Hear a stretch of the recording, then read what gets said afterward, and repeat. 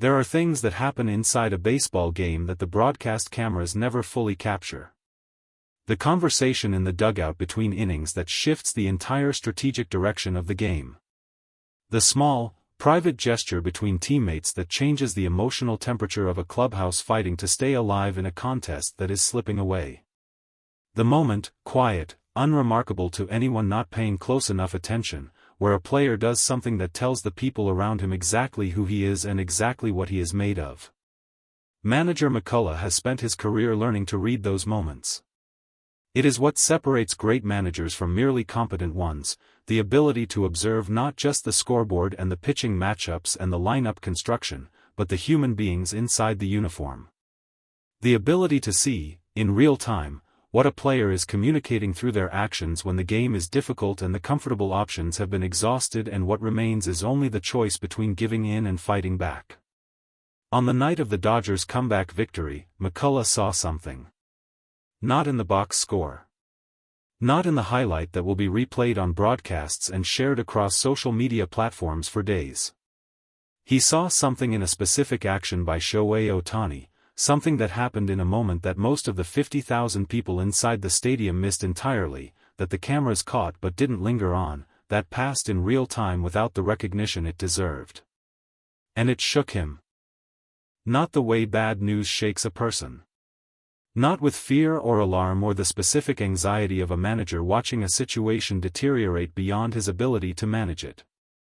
It shook him the way that genuine, unexpected revelation shakes a person, the way that seeing something you didn't know you needed to see, something that reframes your understanding of what you are working with, shakes the assumptions you had been operating under and replaces them with something larger and more clarifying. After the game, in the press conference that the Dodgers' comeback victory made celebratory rather than defensive, McCullough said something publicly that he perhaps didn't fully intend to say. A confession, in the truest sense of the word. An admission that what he had witnessed during the game had affected him in a way that he could not contain within the professional composure that managers typically maintain in post-game media settings. That confession is now circulating through overseas media with the intensity of something that resonates far beyond the details of a single baseball game. Because what McCullough described, and what Ohtani's action during that comeback revealed, is not really a baseball story at all. It is a story about leadership. About the specific, irreplaceable influence that one person can have on the people around them when the situation is hardest and the easy choices are gone. This is the full story. Every detail of it. To understand what McCullough saw and why it affected him so deeply, you have to understand the specific emotional texture of the game before the comeback began. The Dodgers were not simply trailing. They were trailing in the way that creates a particular kind of silence in a dugout, the silence that is different from the focused quiet of a team that believes it can win and is conserving its energy for the fight ahead. This was the heavier silence of a group of professional athletes processing the specific psychological difficulty of a deficit that has grown beyond the comfortable range, against a pitching staff that has executed its plan effectively enough to make the path back feel genuinely uncertain. Deficits of this kind test teams in a way that close games do not.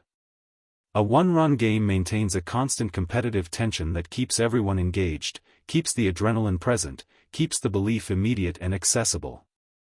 A larger deficit requires something different, a conscious, deliberate choice to maintain belief in the absence of the immediate evidence that would make that belief easy.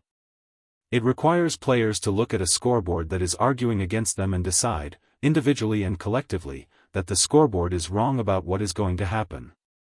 That decision never originates from everyone simultaneously. It originates from someone. From a specific person in the dugout or on the field who communicates through action, not through a speech or a rallying cry or any of the theatrical expressions of leadership that look good in a movie but rarely move professional athletes, that the game is not over and the comeback is not just possible but inevitable. On this night, that person was Shohei Ohtani. And the action that communicated it, the one that McCullough saw and that shook him, happened not during a dramatic at-bat or a crucial defensive play, but in a quiet moment between innings that most of the world missed. Ohtani was not scheduled to hit in the inning that immediately preceded the moment McCullough describes. He had completed his at-bat. His immediate contribution to the game, by the conventional accounting of baseball structure, was finished until the lineup cycled back around to him. Most players in that situation, particularly players of Ohtani's stature, whose physical preparation and recovery demands are significant enough that every moment of rest between at-bats carries real value, would use that time for themselves. Would sit with the hitting coach and review the at-bat just completed. Would hydrate, stretch, manage the specific physical requirements of a body being asked to perform at the highest level for the duration of a Major League Baseball game. Ohtani did something different. He moved through the dugout, not with the purposeful urgency of someone on an official errand, but with the quiet intentionality of someone who has already decided what needs to happen and is simply doing it, and found the younger players. The ones whose body language in that difficult moment was communicating something that the scoreboard was reinforcing. The ones for whom the deficit had become, in the specific psychological way that deficits affect less experienced players, a weight rather than simply a number. What he said to them was not reported in detail. Baseball dugouts maintain a specific privacy around the conversations that happen within them, a collective understanding that what is said between teammates in the difficult moments of a game belongs to the team and not to the public narrative constructed around it afterward. But what he did, the physical act of moving through the dugout specifically to reach those players, of choosing to spend the time that most elite athletes protect carefully on something that was entirely about the people around him rather than about himself, that was visible to anyone watching closely enough. And McCullough was watching. The manager describes seeing Ohtani make his way to a specific cluster of younger players whose energy had dropped with the deficit. He describes watching Ohtani engage with them, not briefly, not with the perfunctory acknowledgement of a star player acknowledging the existence of a lesser one, but with genuine, sustained attention. With eye contact. With whatever combination of words and presence communicated what needed to be communicated in that moment. Within 2 innings, the Dodgers had begun their comeback. Comebacks in baseball do not happen because one player wills them into existence. They happen because an entire lineup, working through a sequence of at-bats against pitching that is trying to prevent exactly the momentum that a comeback requires, produces enough quality contact and smart decisions and aggressive base running to change a scoreboard that was recently arguing against them. But comebacks also do not happen in an emotional vacuum. They require a certain collective belief, a shared internal commitment to the possibility of the outcome, that expresses itself in the patience of a hitter working a count deep in a crucial at-bat, in the aggression of a base runner taking an extra base when the conventional choice would be to hold, in the focus of a pitcher's spot in the lineup that becomes unexpectedly important and rises to meet the moment. That collective belief has to come from somewhere. It has to be generated and maintained by something more than the abstract awareness that the game is still mathematically alive. It has to be embodied, made real and immediate and believable by someone whose credibility makes the belief contagious. Ohtani's contribution to the comeback was statistical. Multiple at-bats. Quality contact. The specific offensive production that he delivers with a consistency that makes it feel routine even when the circumstances around it are anything but. But McCullough's account suggests that his more important contribution happened before any of that. In the dugout. In the quiet moment between innings where he chose to spend his own time and energy on the people around him rather than on himself. In the action that the manager saw and that he is still, days later, processing the full meaning of. The comeback followed. Whether the connection between Ohtani's dugout action and the Dodgers' subsequent offensive resurgence is causal or coincidental is a question that baseball's statistical frameworks cannot fully answer.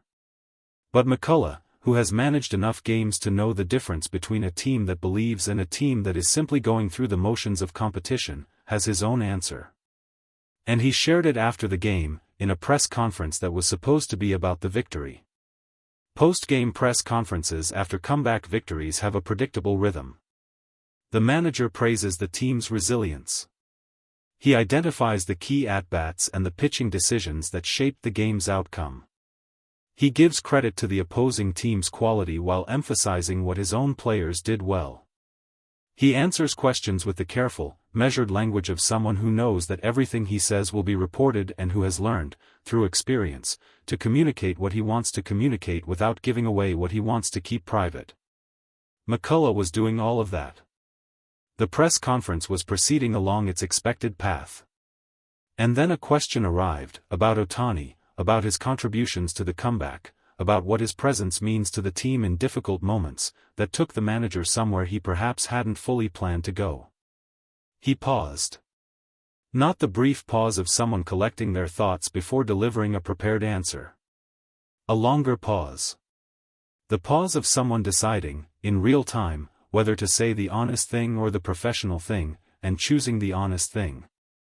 What he said, the confession that has since been translated and republished and discussed in baseball media across multiple countries, that has generated the kind of international engagement that only genuinely human moments produce, was not about Ohtani's statistics or his contract or his historical significance or any of the frameworks through which the baseball world typically discusses his impact.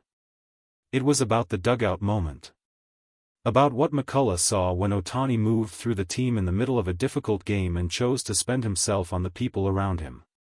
About the specific feeling, McCullough's word, used in a press conference setting where feelings are rarely the currency of exchange, of watching the best player in the sport demonstrate that his leadership is not a product of his performance but something that exists independently of it.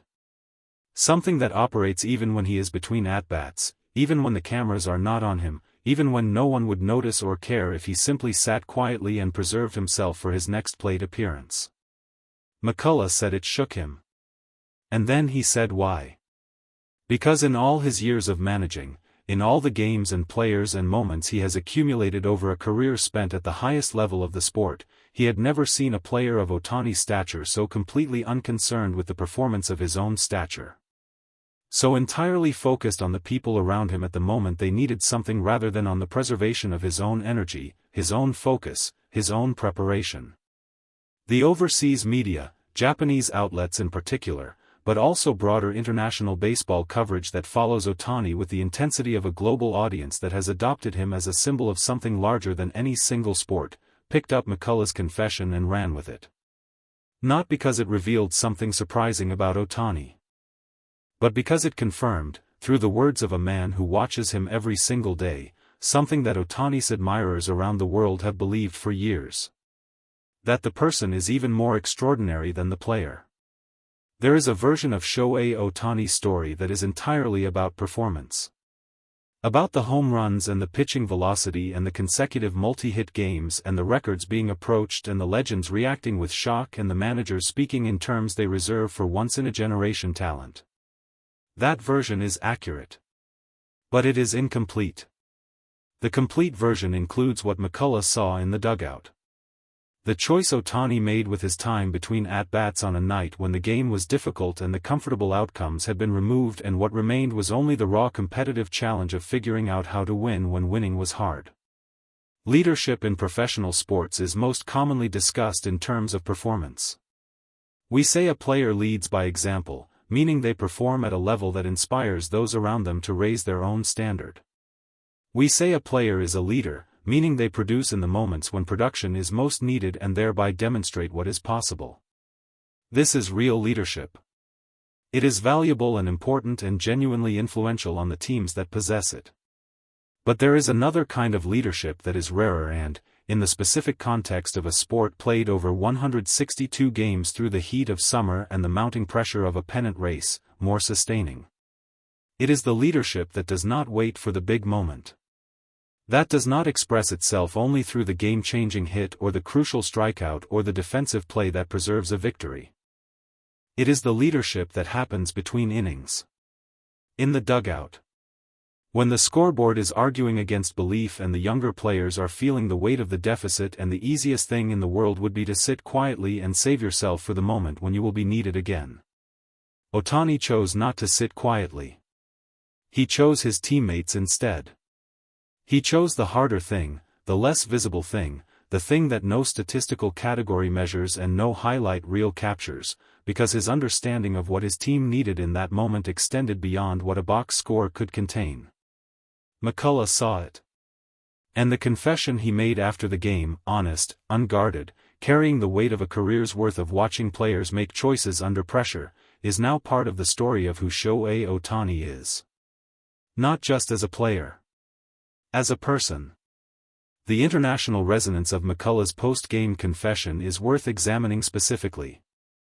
In Japan, where Ohtani's career has been followed with a depth of attention and emotional investment that exceeds what any American media outlet can fully convey, the confession landed with particular force. Because the qualities McCullough described are ones that Japanese baseball culture values at a foundational level. The awareness of the group. The prioritization of collective need over individual comfort. The understanding that leadership is expressed not through the assertion of individual greatness but through the consistent, quiet service of the people around you. These are values that Ohtani has embodied since his earliest days in professional baseball. His former coaches and teammates in Japan have described a young player who arrived at Nippon professional baseball already demonstrating a maturity of character that most players take a decade to develop, who understood intuitively that his responsibility to the people around him was as important as his responsibility to his own performance. What McCullough saw in the dugout on the night of the comeback is a continuation of something that has been present in Ohtani since the beginning. The manager is seeing it now, from the closest possible vantage point. And his willingness to say publicly that it shook him, that a man who manages Shohei Ohtani every day was genuinely moved by something he observed, communicates something to the international audience that follows this story with the attention of people invested in more than wins and losses. It communicates that the person they have believed in, the one whose discipline and humility and genuine concern for those around him they have admired since he was a teenager carrying precise amounts of food to school in Hanamaki, is exactly who they thought he was.